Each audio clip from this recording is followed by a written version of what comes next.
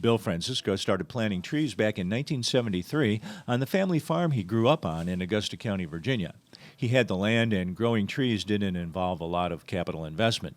6 years later, he started selling cut-your-own trees from his farm, and he has a retail lot in Richmond where he sells some of his trees for customer convenience. His goal has always been to provide the freshest tree possible. When you use a Christmas tree, you're using something that was planted for that very purpose. You aren't decimating the national forest or anything. This is a crop that's grown to be harvested. Young trees give off a lot of oxygen and they absorb a lot of carbon dioxide.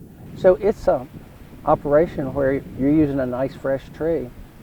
And I think fresh is the most important thing for people to think about with their family Christmas tree. Retired school teacher Susie Baker assists Francisco on the farm and handles the retail and the people side of the business. She's seen the spirit of the holiday season time and time again. What I like about the business is the happiness.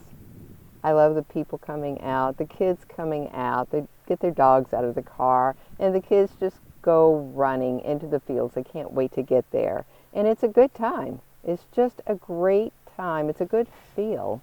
And I look forward to that, and it's never disappointing because every day, every hour, new people are coming out, and they just love it. Last summer, a tree from Francisco Farms won the Grand Champion Award from the Virginia Christmas Tree Growers Association. As a result, they are proud to be donating a tree to the governor of Virginia this season.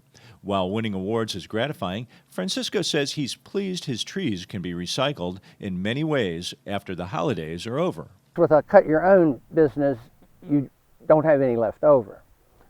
But on a retail lot, if you have some left over, and this is a benefit of real trees, they can be recycled, unlike the fake trees.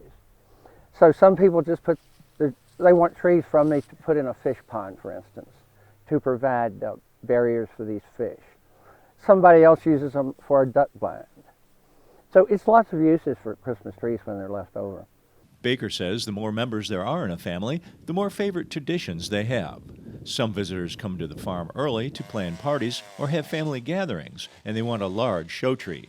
Others may have small children, and they want a tree that's closer to their size. No matter what size tree they purchase, there are a couple of key tips for keeping it fresh. A tree will take up a lot of water, especially in the first few days.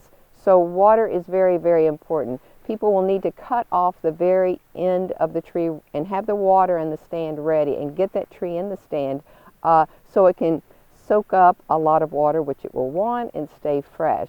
And that is a key because it won't be flammable, and the needles will hold a long time as long as it's a living thing and it needs water. That's important.